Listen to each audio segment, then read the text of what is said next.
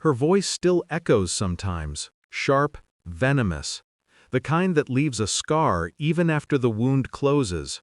"You're nothing but a burden," she spat, red-faced, trembling with rage. "Pack your bags and get out." So I did. No yelling, no goodbye, just quiet tears sliding down the steering wheel as I drove into the dark. That was 3 weeks ago. People like to think cruelty comes in big, cinematic moments, a slap, a betrayal caught on camera. But the worst kind is quieter, domestic, routine. Like the way my mother looked at me that night, not as her child, but as a problem she was finally done fixing. It wasn't the first time she'd said something like that, but it was the first time I believed her. I remember the way my brother stood behind her, arms folded, saying nothing.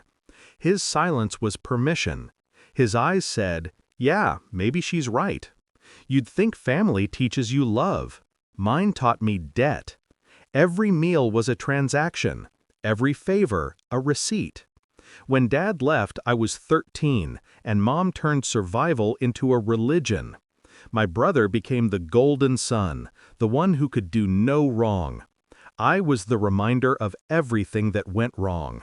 Still, I stayed. I worked 2 jobs to help pay the mortgage. I covered the power bill more times than I can count. I thought loyalty could earn me a place in her heart. I was wrong. The night before she kicked me out, I overheard them in the kitchen. I wasn't meant to. Her voice was low, almost tired. "She's always moody, always complaining. I can't stand living with her anymore." My brother's laugh followed. "She acts like she owns the place just because she pays a few bills." They didn't know I was standing in the hallway, holding the check I'd just written for the water. I tore it in half that night. I left quietly the next morning, packed light, my laptop, my papers, a few clothes. No tears until I reached the end of the street. But pain has a strange way of sharpening you. By the second day, grief started to harden into clarity. The house was still in my name, technically half mine.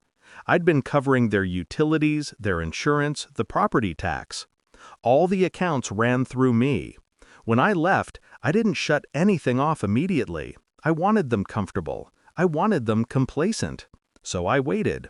Week 1, silence. Week 2, a few missed calls from my brother. I didn't answer. Week 3, the first flicker of panic in his voice. "Hey, the bills are overdue. You forgot to pay them." I smiled. Forgot wasn't the worth. The next morning, I logged into the accounts. Electricity, gas, water, all under my profile. Click, click, click. Each service disconnected with the finality of a door slamming shut. I didn't do it out of spite. I did it because they told me to leave. And I don't pay bills for strangers. That night, I got a voicemail from Mom. I didn't listen right away. I waited. Let it sit like wine, growing bitter. The next day, my brother called again. Panicked this time. "Why didn't you pay the house bill?" I let out a laugh that felt too calm, too rehearsed. "Didn't you all tell me to leave?" 5 minutes later, my phone lit up. 47 messages. One from Mom. Just 6 words. "Please, we need to talk." When I finally answered, her voice was small. The kind of small I used to be. "The house," she said. "We have no heat, no power, nothing. You have to fix this." I almost pitied her. Almost. "I don't have to do anything," I said softly. "You said I was a burden. You should feel lighter now." "You don't understand," she snapped, but her voice cracked halfway through. "We can't afford the reconnection fees. Please, I made a mistake." "No," I said. "You made a choice."